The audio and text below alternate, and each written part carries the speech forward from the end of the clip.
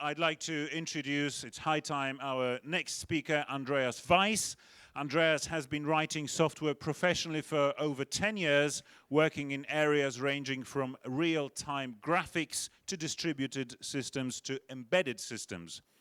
He enjoys hiding complex functionalities behind powerful type-rich interfaces and likes it very much when the compiler finds his bugs for him.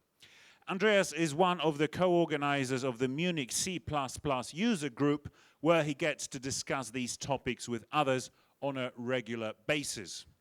Now, Andreas currently works for BMW, and his goal is to make cars smarter than humans.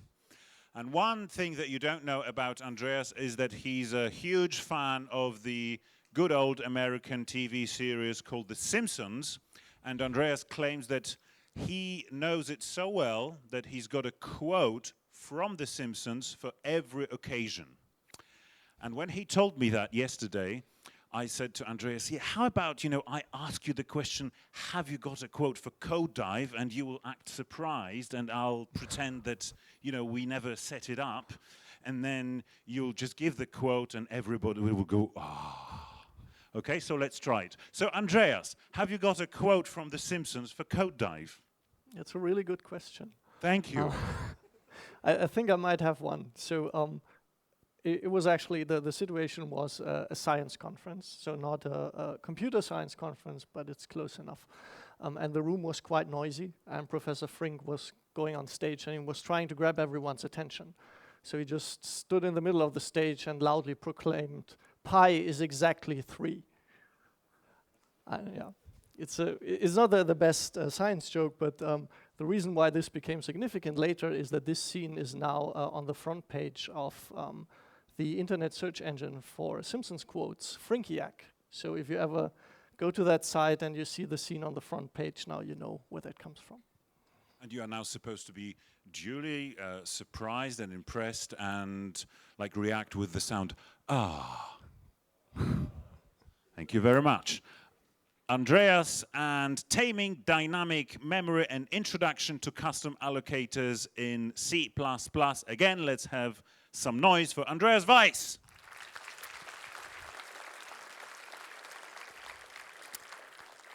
Thank you all.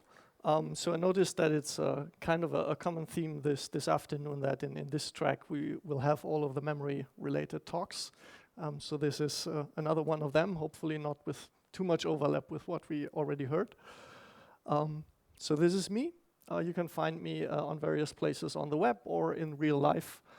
If you ever happen to stop by Munich, please check out our user group. We meet at least once a month, and we would be very happy to welcome some visitors. So what are we going to talk about today? So first, we will try to figure out why we need custom allocation at all, why we cannot just use the global new and delete.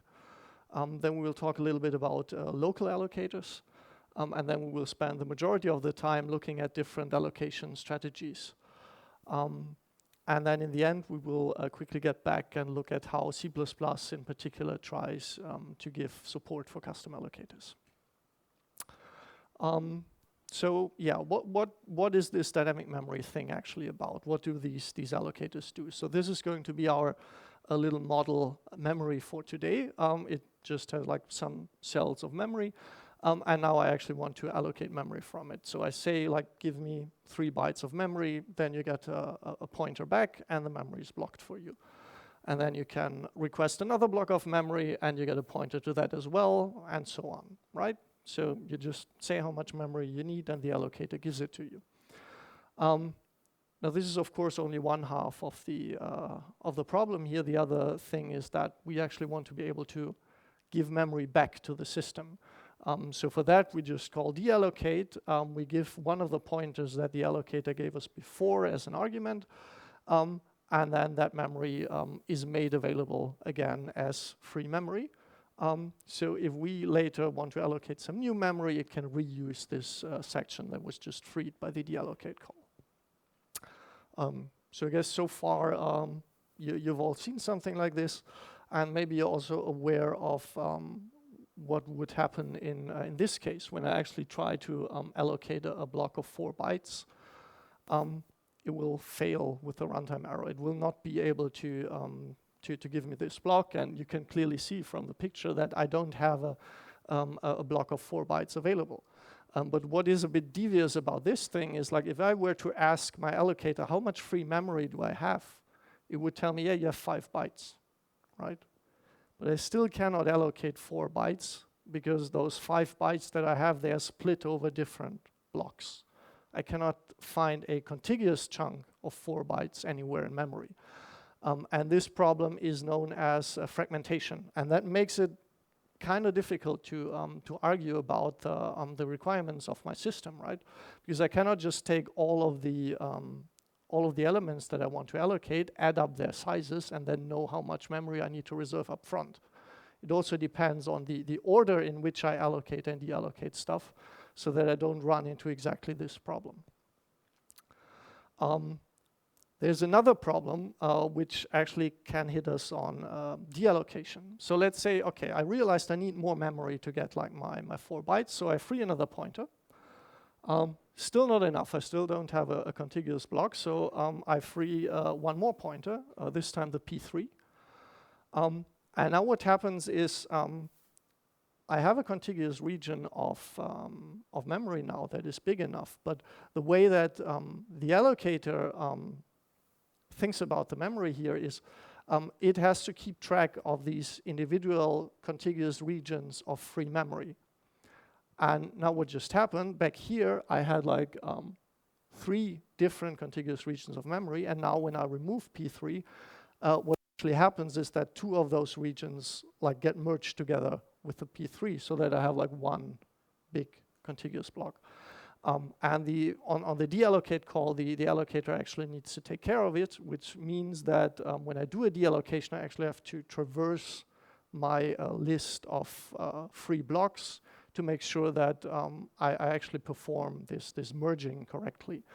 And this property is usually referred to as coalescing. So whenever you hear coalescing allocators, then this is what people mean. It's this properties of being able to merge freed blocks if they are adjacent.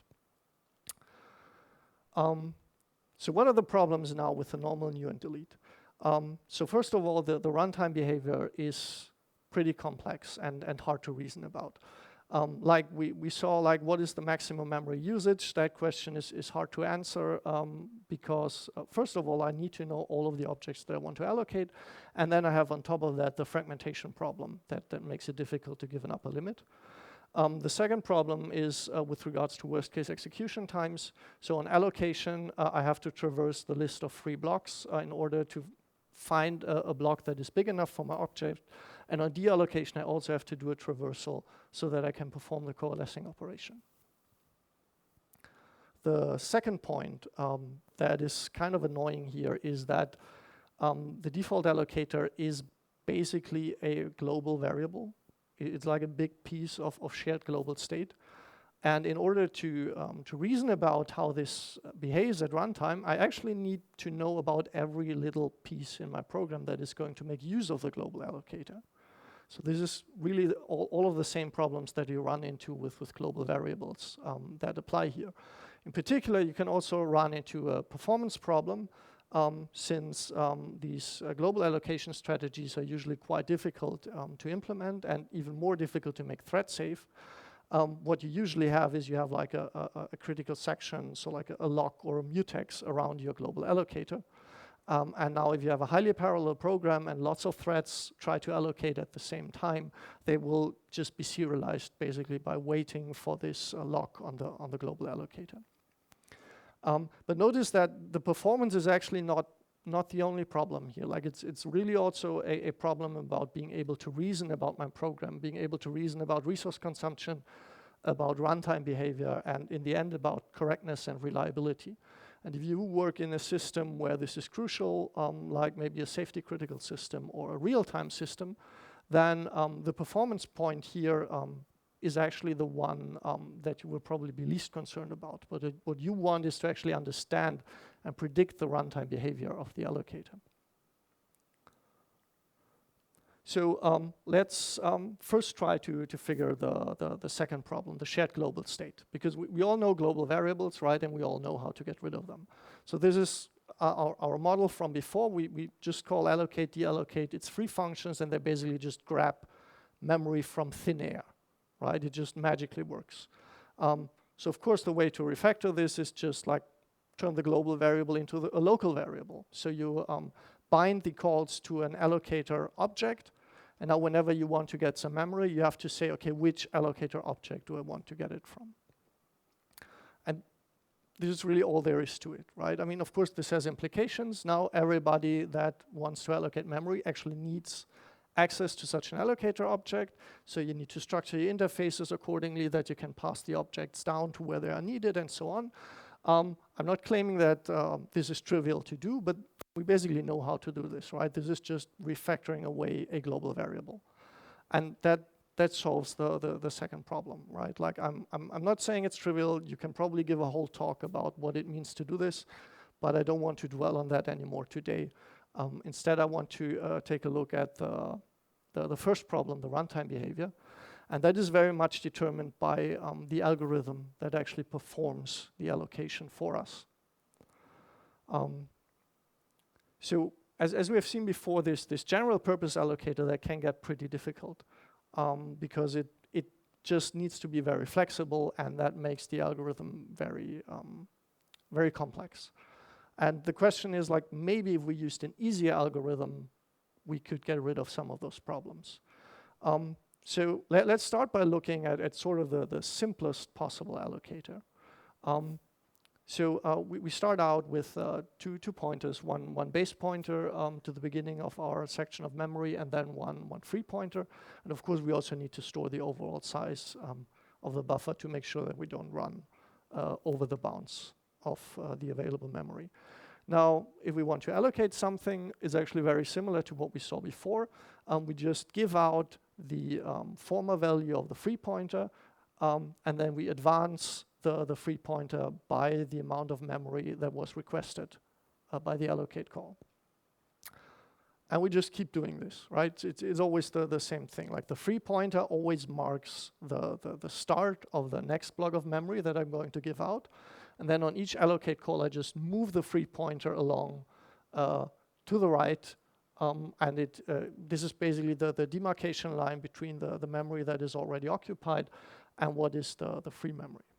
So far, this looks pretty similar to what we've seen before. But the important distinction now comes when I want to deallocate something. So let's say I want to deallocate P2 in the middle here. And what that will do is basically nothing. So I made those blocks gray here. So they're not white. They're not free. They're not available for reclamation. Gray means this is basically lost memory. There's nothing stored there. No object lives there. But it's also not memory that the allocator will give out to you on an allocate call. So basically, the deallocate is a no-op. It doesn't do anything, right? Like the user is not supposed to use this memory afterwards anymore, but the allocator also won't recycle it for future operations. And this is actually true for all the memory. So even if I allocate all of, even if I free all of my memory that I allocated before, and I do a new allocation now, it will still go where the free pointer was, right? So all of this memory that I freed before, it's lost. It cannot be reclaimed. Now you might ask, okay, like, but that essentially means I leak all of my memory, right? So there's actually one trick. So let's quickly free this P4 again, so that we again have the situation that all of the objects have now been deallocated, all of the memory is freed. And now what I can do is I can basically manually reset my allocator to the initial state. So I have to call a special member function, and that will reset my free pointer back to the beginning of the buffer, and then I can start allocating again. Of course, if I call this release function while there are still objects living in that buffer that have not been freed properly, I am in a lot of trouble, right? Because then new allocate calls might overwrite that memory, and then bad things happen. But this is just how memory management works in C++. If you get it wrong, then the language cannot really help you, and it's the same here, right? So you still need to make sure that you order your allocate and deallocate calls correctly, and now in addition to that, you need to make sure that you also perform this reset operation correctly. So let's look at the runtime properties of this thing. So the runtime cost is very deterministic, right? For the allocation, I just have to perform an addition on the free pointer, and for the deallocation, I don't do anything at all. So this is about as deterministic as it gets. It's also extremely efficient for the same reason, right? This is just like adding a pointer for the allocation. You can't get much more efficient than that. We don't have any fragmentation, right? Because at least not in the sense that we have seen before, because there's always two regions of memory. The one region that is occupied and the other region that is freed. And the freed region just keeps on shrinking, but I never get this situation that I have like small holes in between the memory, right? So this is not really something that I need to worry about anymore. It's also fairly easy to implement. I'm sure all of you already can sketch out an implementation in their head. It's also trivial to make thread safe, right? Because the only thing that we are ever manipulating is this free pointer that is moving to the right. And basically make that thing atomic and you're done. So yeah, it's really easy to make thread safe. You probably won't even need a lock. But of course, there's the elephant in the room. You cannot really reclaim memory unless you completely reset your allocator, right? So you might ask, like, is this actually useful in real life? And it turns out in a lot of situations it is. Like, think for example about the frames in a video game, right? Where you just have like one big loop and you calculate each frame in isolation. And then when you're done with the frame, you start again at the top. So all of the auxiliary data structures that you allocate inside for the current frame, you won't need them anymore for the next frame, right? So you can just safely reclaim the memory and then reset the allocator at the end of each frame. Similar things for event-driven systems, like think of a web server where different requests come in, right? You just handle a request, you need some data structures for the handling, but then once the request is done, you probably don't need most of those data structures anymore. So they just go away, you can reset the allocator. And in real-time systems, you have this thing called cyclic execution, which is basically the same idea. You have like one big loop that you go through again and again that invokes like different distinct tasks that your system is supposed to execute. It's a very similar pattern. So whenever you have something like this, where you can identify a place in your program where you've basically reached a clean state, where you know, okay, like at this point, all of the auxiliary helper structures that are allocated in between, I don't need them anymore, then this is actually a good fit. Some other examples are that in a lot of cases, what you do is you build up like some container or some data structure, and you just build it up once, and then you just leave it alone, right? It basically becomes an immutable data structure. You only read from it, and you just put that somewhere, and people read from it, but you don't change it anymore. That is also a good fit. And of course, the obvious thing is if you just have objects that just live until the program dies, right? So traditionally in C, people use static for that. Static in C++ is actually surprisingly difficult to get right. You run into weird initialization order issues, and yeah, it's not a lot of fun. And this is one way to work around with that. Just say, okay, everything that I'm tempted to make a static, I put that on the heap instead, and then I use a monotonic allocator for managing the memory for those, and that makes it very, very quick to construct these objects. So if you have one of those use cases, then the monotonic allocator is actually a really good fit. If not, then I agree the fact that it never releases memory might be a killer. So let's look at how it performs with some of the STL containers. So with std vector, we have a problem that, so let's say we have a vector and we start pushing elements into the vector. So let's say the vector starts out with capacity for 2 elements, then we start inserting elements, and eventually it will run out of capacity. So we'll have to resize, which means it will need to allocate a new buffer of a bigger size and then put the elements there. And then when that buffer is too small, then it again has to allocate a bigger buffer. And as you can see here, we keep accumulating debt on the left of all the dead buffers that were too small. Interestingly, if you have a vector with a growth factor of 2, like the one that I showed here, you get the same problem even if you could reclaim the space on the left, because it turns out that what you need for the new buffer is always slightly more than what you have left with the sum of all the buffers that you freed before, which is one of the reasons why Facebook, for example, in their Folly library, they use their own vector implementation so that they can choose a growth factor that is smaller than 2 and avoid this problem. But in general, like vector really only works well if you know upfront how big it needs to be, and you can just reserve all of the memory at once. Then it's a good fit for the monotonic allocators, otherwise not so much. With list and map, these are the so-called node-based containers. So it means that for each element, you perform a separate allocation for a single node, and all of these nodes are of the same size, right? And that works well here, right? Because you just keep allocating singular nodes as you go along. You never have this problem that you need to resize and throw away all of the stuff that you allocated before. So this works better, but of course you still have the problem if you actually delete a node from the container, then you won't get the memory back until you reset the whole container, the whole allocator. DEC actually works well for similar reasons. What DEC does, it allocates like arrays of a specific size, and then when it needs to grow the container, because the array is full, it just allocates a new array of the same size and just links the two together. So that is from the allocation behavior, that is actually similar to the node-based containers and works similarly well here. Unordered map is a bit difficult. So unordered map is a hash map, and in order to understand how that works, we need to rehash a little bit how Hashmap works. So the idea is if I want to insert an element, so I have at the bottom here I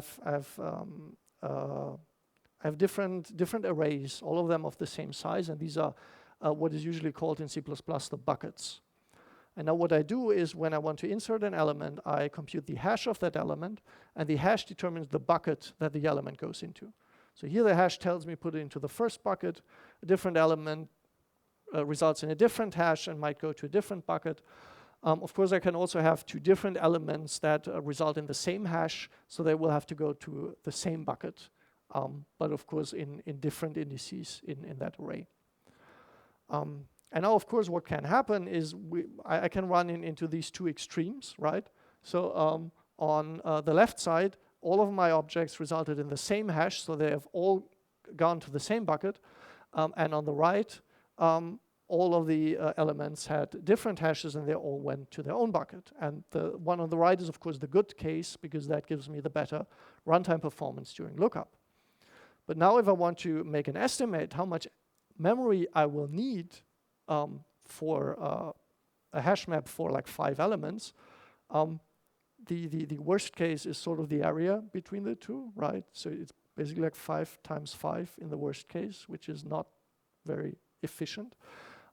So the truth will probably be somewhere in between, but the worst case is sort of hard to figure out. And what makes it worse is that the closer I move to the case on the left, the more likely it actually becomes that the hash map will perform what is called a rehash operation, which basically means I throw away all of the buckets that I have, and I basically start my data structure again from scratch with more buckets, just to be able to give the good runtime performance.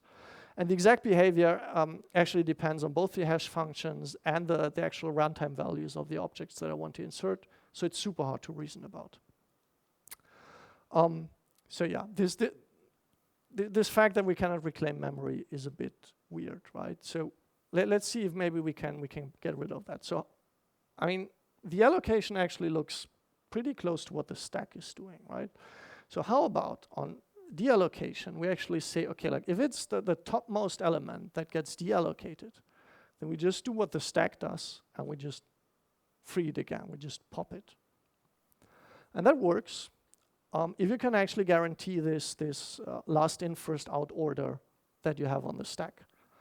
But the allocator cannot actually check that. This is something that you, as the client of the allocator, have to be able to guarantee. And let's take a quick look at why it's so hard to check that. So let's say we actually track what was the last allocation that went out.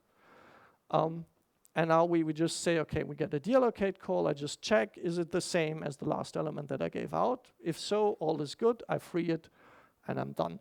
But what is the new value for top going to be? Like it obviously should be P2, but P2 is a value that I gave out to the user. It's not something that the allocator stored internally. So I cannot track this, right? And that is why I say here, is up to the user to ensure this. So basically what happens on the deallocate is whichever pointer you pass me in, that is what I will reset the free pointer to. And I cannot perform any kind of sanity check on that to help you out if you messed up. And there's also the thing that there might be padding bytes. So there will actually be a whole talk on alignment later, but let's really quickly talk about padding. So this is what I showed you how this looks like, and this is probably a lie because it probably looks more like this. So the allocator will insert some like gray unused areas in between. And the reason for that is alignment. So really quickly, alignment, if you have a pointer, you basically look at the rightmost element, like the least significant bit, and if that is a 1, then you're not aligned. But if you turn that into a 0, and you basically say, okay, I know that this will always be 0. All of my elements will only ever be stored at even addresses in memory. Then you have an alignment. So it's basically it's a guarantee that you give, saying I will never have an odd address in this place. And can of course expand that. So you can say if the last 2 bits are 0, then it's 4-byte aligned, 8-byte aligned, and so on. So the alignment basically tells you how many of the least significant bits will always be 0. Because of this, the alignment is always a power of 2, because as soon as you have a 1 in between, that would make it not a power of 2, that breaks the alignment, right? It's always like consecutive zeros at the end. And each built-in C++ type has a natural alignment, which is typically equal to its size. And the reason for that is basically to make life easier for the hardware, right? This helps the hardware in addressing the memory. And if you want to know the details, again, the talk right after this is going to cover that. But now, of course, we have the thing that instructs, for example, if I have, where I basically need to store different types right after each other in memory, I have to respect the natural alignment for these types, right? So if I have, for example, a long in my struct and then a char and then another long, then probably between the char and the second long, I need to insert some padding bytes to make sure that I don't break the alignment for the long. And my allocator has the same problem, right? If I want to allocate memory for a long, I cannot just put that anywhere in memory. I need to make sure that the pointer that I give out is actually suitably aligned so that I can store a long at that address. So what the default allocator typically does is it just hands out pointers that are aligned on the border of max align t, which basically means it's aligned big enough so that it fits for any built-in type. But there are situations where that is not good enough. In particular, if you think, for example, about types that are supported by the hardware but that are not built into C++.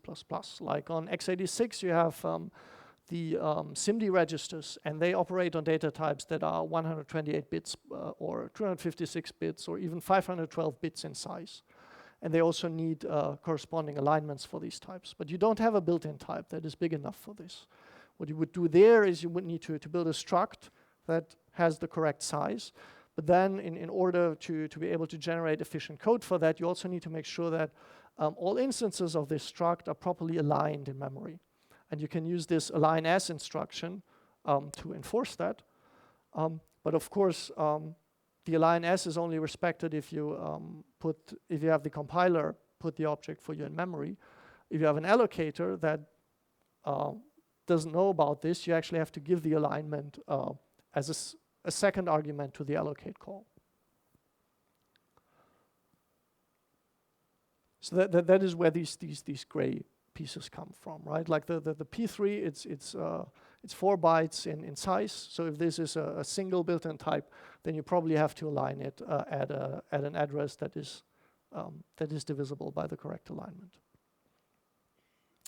Okay, but now back to our initial problem. We want to be able to reclaim memory, and we want to make it good. So we had the problem before that we could not track whether the deallocate was correct.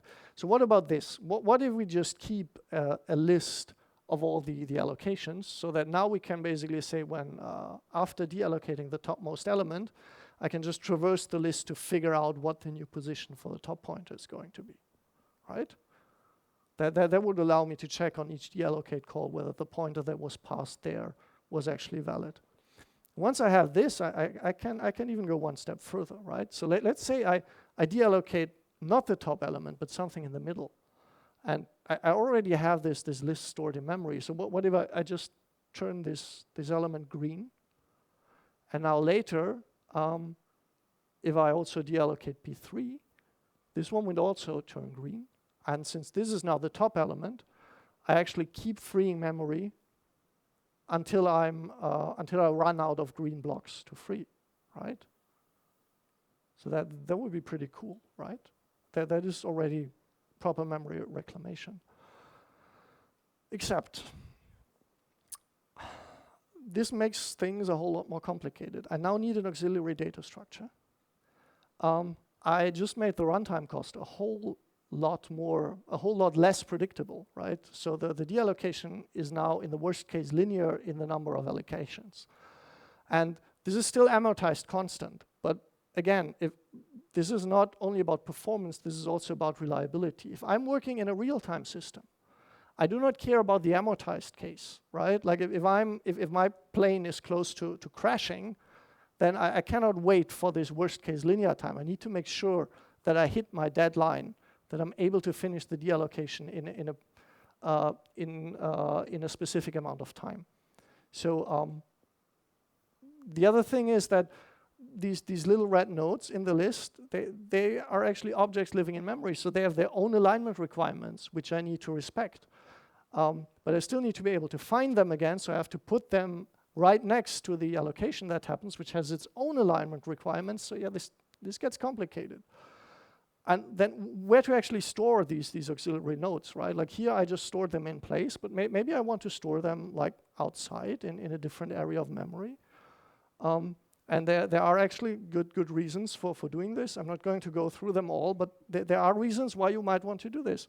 And there are actually no easy answers because different use cases have different trade-offs here. So yeah, the bottom line is don't do this. So the monotonic allocator, it has a very specific use case where it fits well.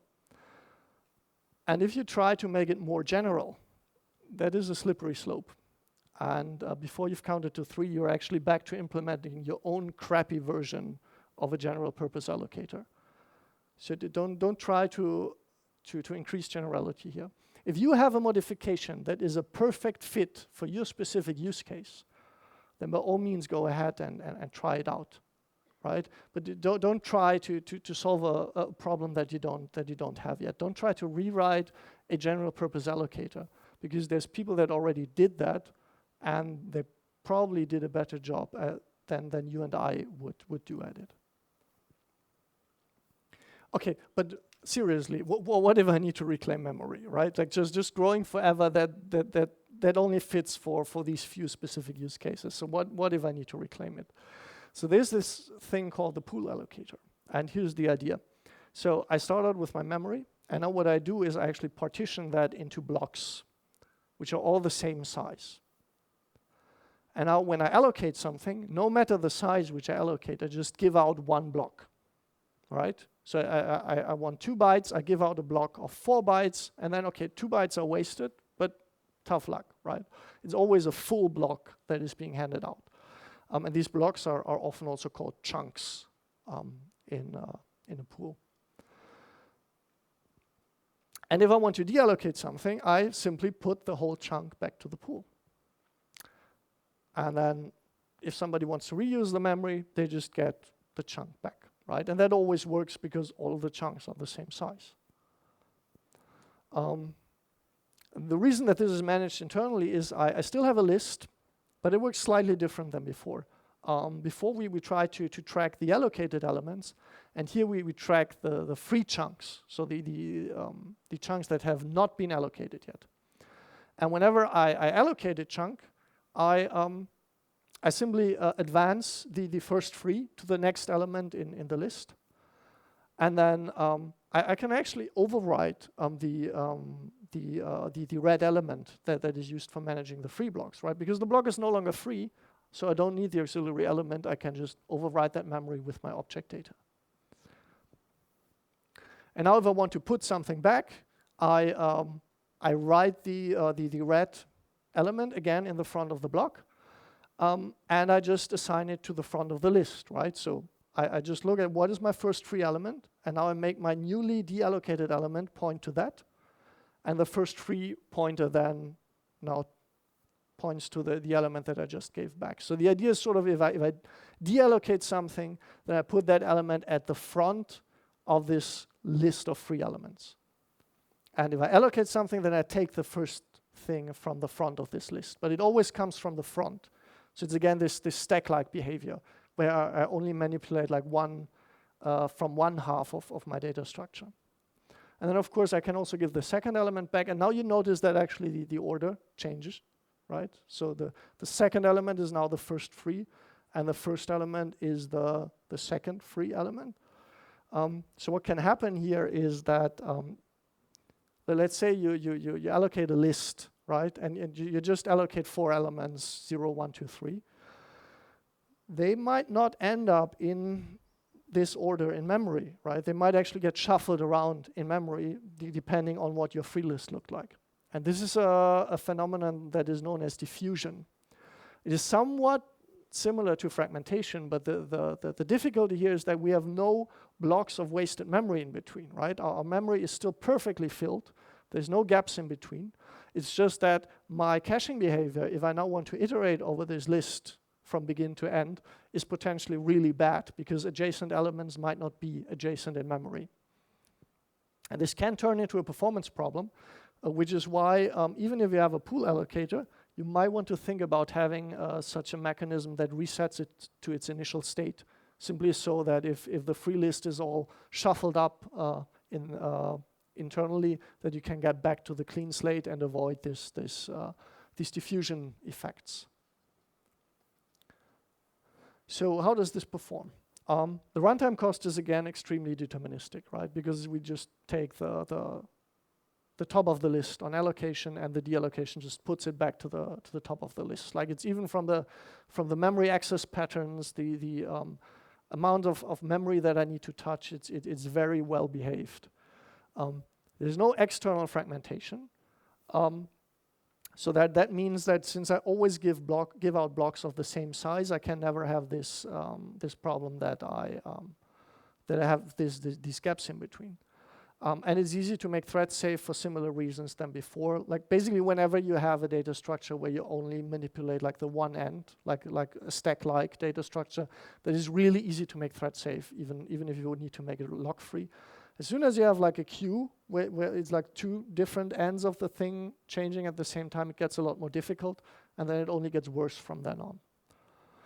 But there's 2 big limitations.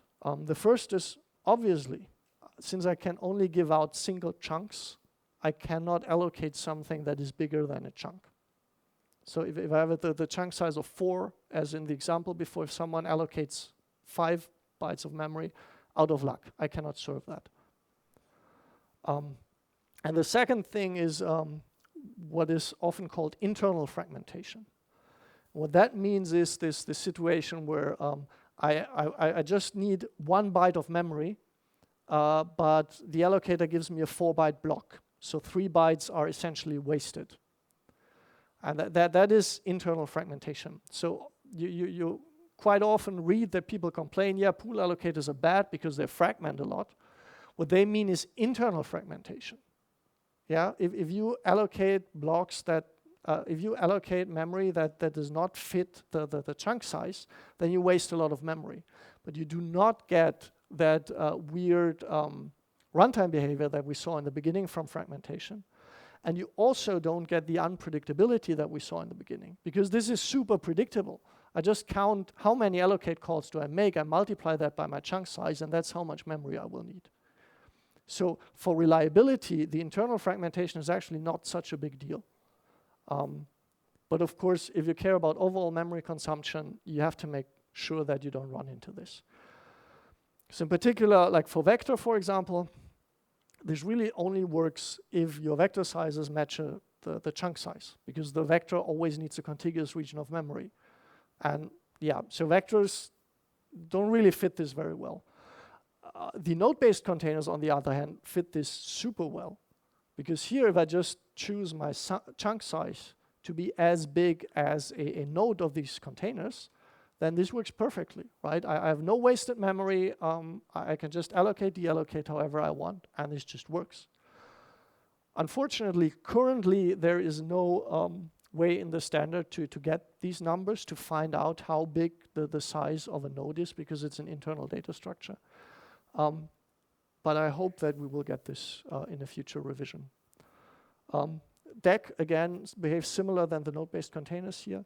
And unordered map is, again, complicated. So one last extension. What if I actually do need different sizes?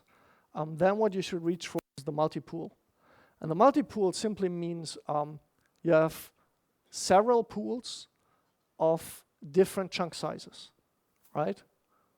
So we see here on the right side, this is just like different pools, like 4 different pools, each behaving as the one that we've seen before. And now if I want to allocate a memory, I just choose the pool that is the best fit, and then I just give out a chunk from that pool.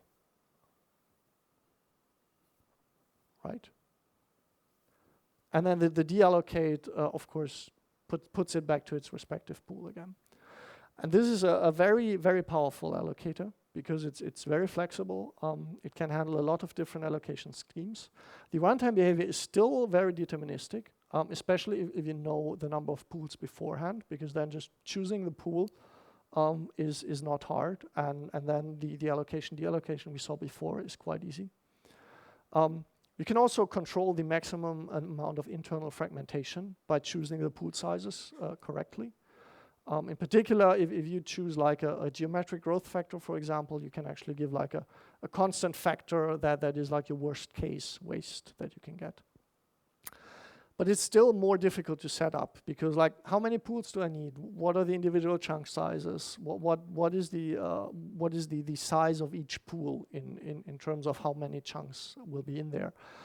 This needs to be evaluated, right? So this is significantly harder to set up, and you need to think a lot more than for the simpler strategies.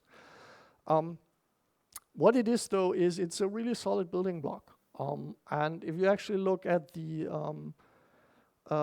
general purpose allocators that are currently in use, and where people agree like this is sort of a good strategy for an implementation, you will find at the very bottom something that is quite similar in principle to what a multipool is doing. So this is a very flexible and very powerful data structure if you use it correctly.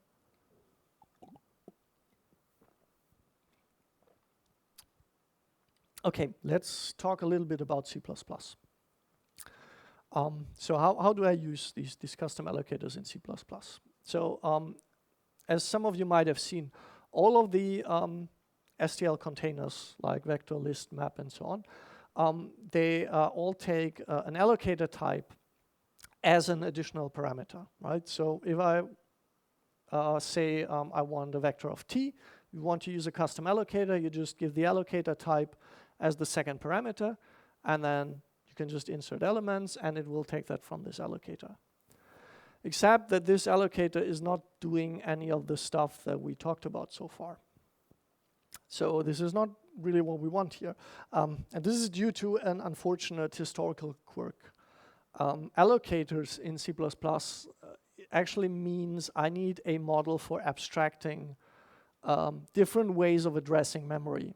So like segmented addressing on x86, if anyone still remembers that. This has nothing to do with like different allocation strategies.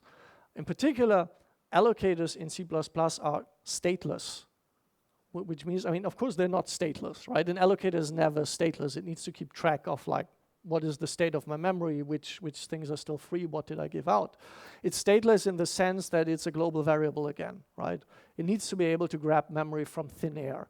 There's no like allocator object that carries some state where I can say, okay, now I actually want to get like this memory from this guy that he's holding on to. So if you want to implement something with this kind of allocators, all of your allocators basically need to be made singletons. And you probably don't want to do that. However, with C++11 that changed, and now they kept improving it continuously, and now with C++17 it's finally easy to use. So the thing to keep in mind here, the allocator is not the thing that gives out the memory. The allocator is a pointer to the thing that gives out the memory.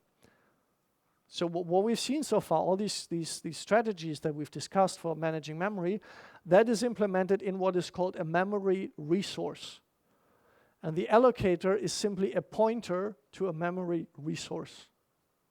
So the terminology here is a bit weird, but again, this is historical reasons. So don't get confused by this. There's a talk by Arthur O'Dwyer, Allocator as a handle to the heap, where he explains all of the details, like what that means and how it came to be. So this is how it actually looks like in modern C++. Basically, you have your vector like before, and in the place of the allocator, you just write std_pmr polymorphic allocator. And what that actually means is you say, okay, on this container, I want to enable support for local allocators. That is how you should read this. It just means on this vector, I want support for local allocators. And then you actually give a pointer to such a memory resource, which is the thing that actually hands out memory, to the constructor, right? So like this memory resource, this is one object. There's one concrete area of memory attached to it. And the vector now on the pushback, he will get the memory from that specific object, right? It's no longer grabbed out of thin air. It's really, it's bound to this one object. And since it's a bit tedious to write this PMR polymorphic allocator, there's actually a shortcut for that.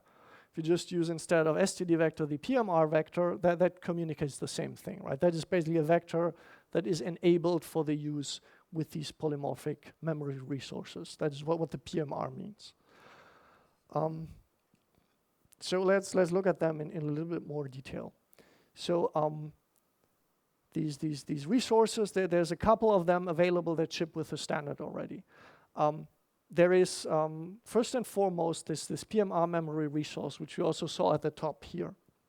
And what that is actually an abstract base class for all resources, which can be wrapped in this polymorphic allocator. So, like, polymorphism here means I can have different allocators, right? And the vector can just works with all of those allocators, and it doesn't change the type of the vector itself, which is different to what we had before with the stateless allocator, where switching the allocator would also change the type of the vector, and then vectors would get incompatible just if they use different allocators. Here the idea is, like, all vectors that use this polymorphic allocator, they use some kind of class that implements the interface defined by the PMR memory resource.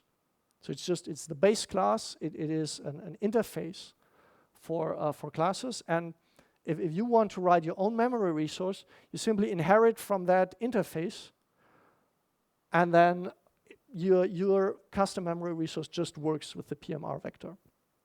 And before some of you get gets worried that this might be bad for performance, for having a virtual function call in there and interface inheritance and all of that. People measured this, and it seems that it has almost no effect on performance. And of course, if it really has an effect in your use case, you can always go back to the non-polymorphic version by just giving the template argument. But you shouldn't, really don't. Then we have a few concrete implementations of this interface. We have the new delete resource, which just calls global new and delete.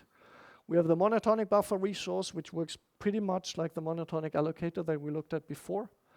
And we have two multipool implementations, one thread safe and one not thread safe.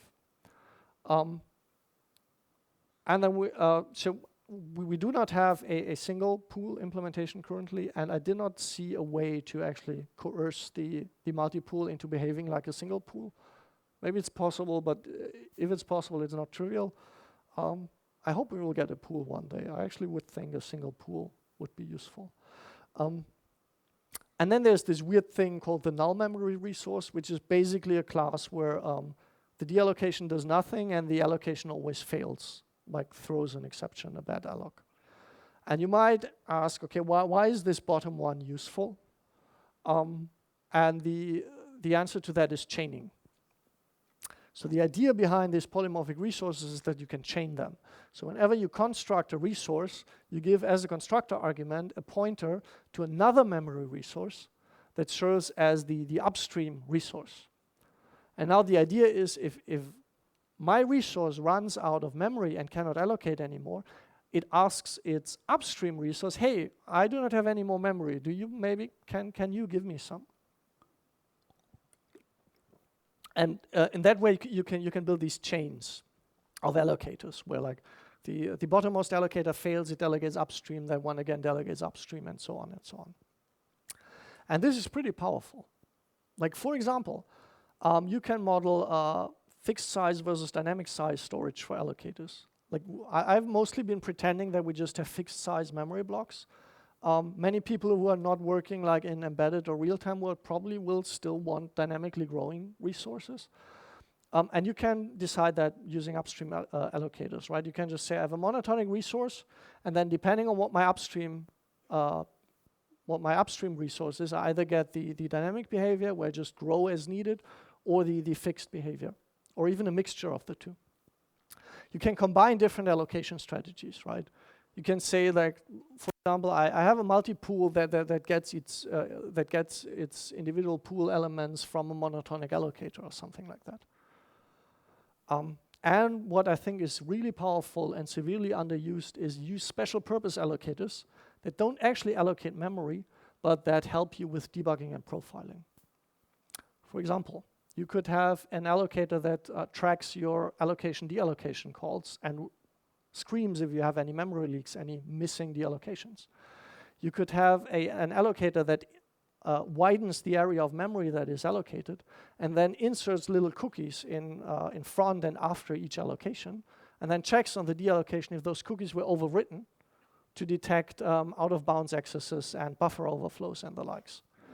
You can use them for profiling. How much memory do I actually allocate over the lifetime? What are my allocation patterns? All of this is really easy to do with chaining a custom allocator at the right place. Unfortunately, there's no universal interface for allocators that everybody agrees on.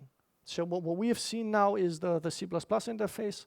But if you look even at popular open source libraries for C++, and also at other languages, there are some parameters which vary.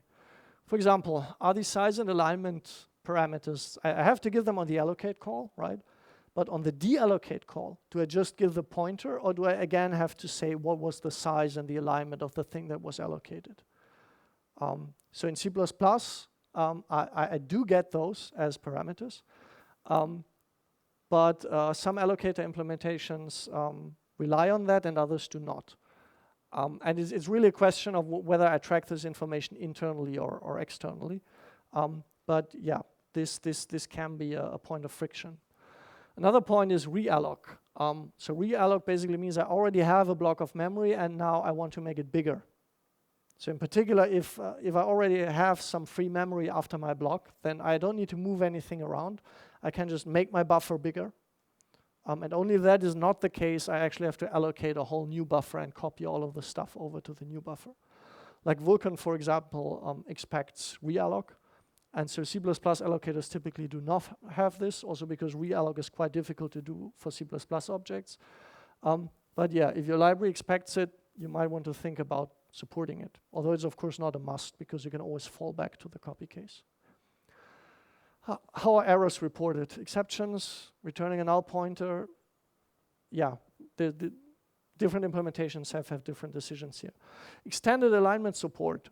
Like if you have these weird SIMD structs with like 128 bits alignment, or even cache line alignment is also very popular.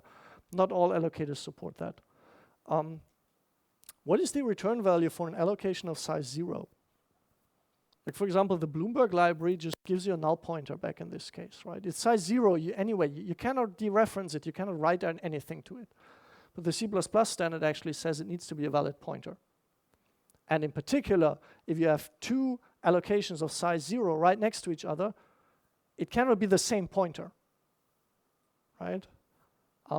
I did not actually find out if the standard also mandates that the pointers need to be properly aligned, but I suspect they do.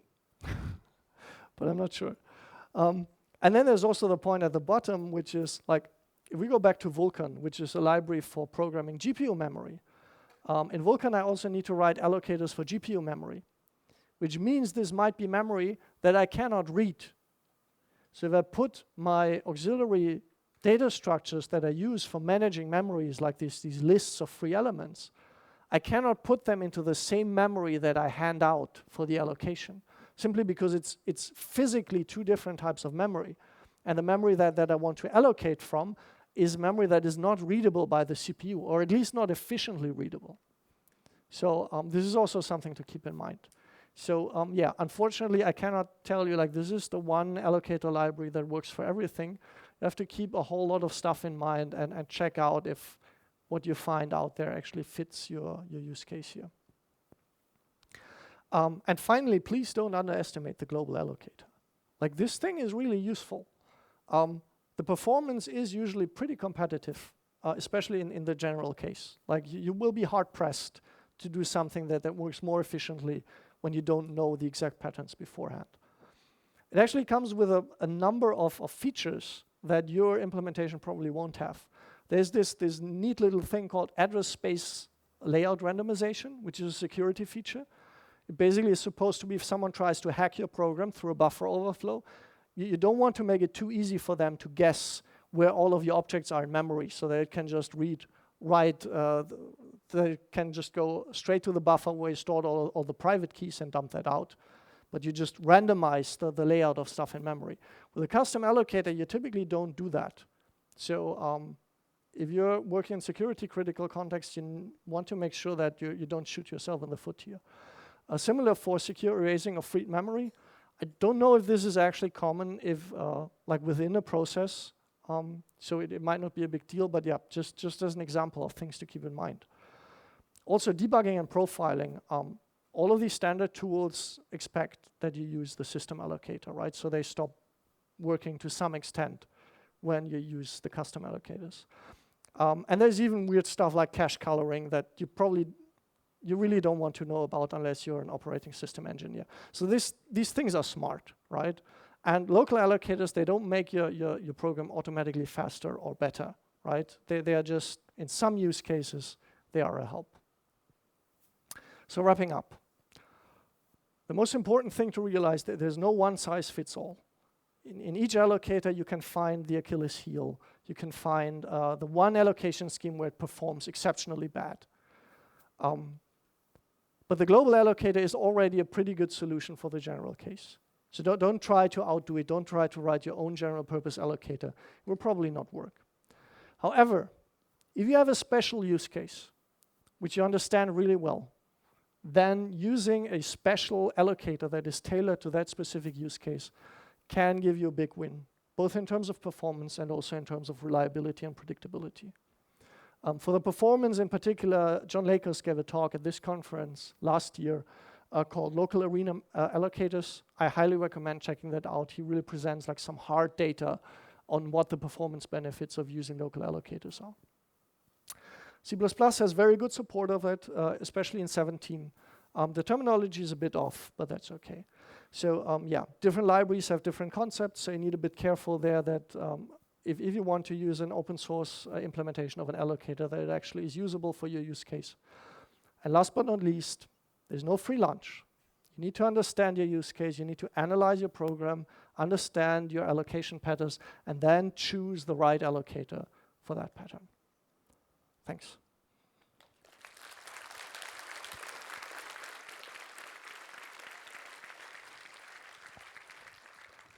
Oh, come on, do it properly. That man has been speaking for an hour. Andreas Weis!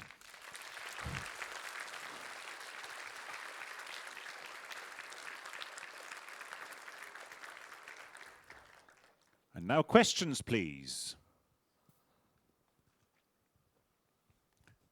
Thank you. One over there. It'll take me a very long time to get there, though. You can tell a joke, Andreas, in the meantime.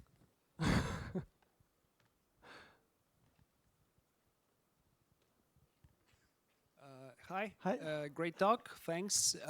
Thanks. So one question about this chaining of allocators. I think I don't get the concept quite clear. So Okay. how does it work when you have, for example, a map and you have some objects allocated with first allocator, then you fall back to another allocator. How do you know which allocator you use to deallocate this? Okay, so the thing is that what is handed out to the container always comes from the topmost allocator, so to speak. That will be the sole point of entry and exit. And then the fact that there is other allocators chained afterwards is more or less an implementation detail of that top level allocator. So the map will actually never know that underneath other allocators were involved. That is like the top level allocator has to make sure that all of that works out, more or less. Yeah, which of course also means if you want these sort of diagnostic allocators that basically do nothing, they always have to be put at the top, right? Because that is the only way to ensure that all of the allocation requests actually pass through them. Okay, one more question over here. One there.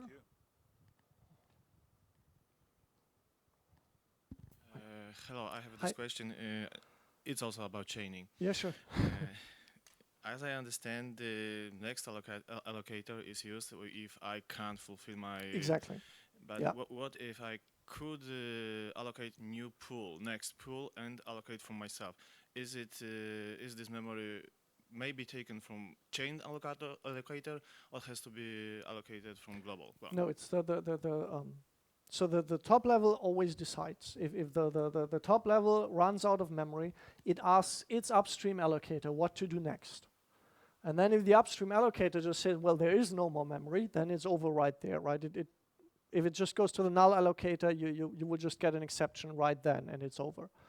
But you can make the chain as long as you want, right? Like each allocator, if itself runs out of memory, it calls allocate on its upstream allocator. And that is the chain. Yeah, I know it's a difficult concept to wrap your head around, but yeah, I hope it's at least somewhat clear what the idea is. Yeah. Thanks very much. Before we break, guys, I need to run one thing by you.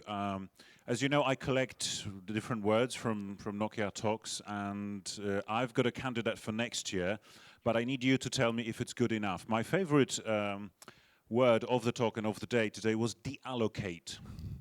Good enough? Yes, okay. So I'm going to learn. I have no idea what it means, but then I'll ask Andreas to kind of write a one-line explanation for me. So next year it's going to be deallocate then. Do come back after the break. I am going to need your help with the next Nokia word. And I really need a lot of people, and so does the next speaker. So let's break for 20-something minutes, and do come back at 5. And before we do that, one more time, Andreas Weis. Thank you. Thanks.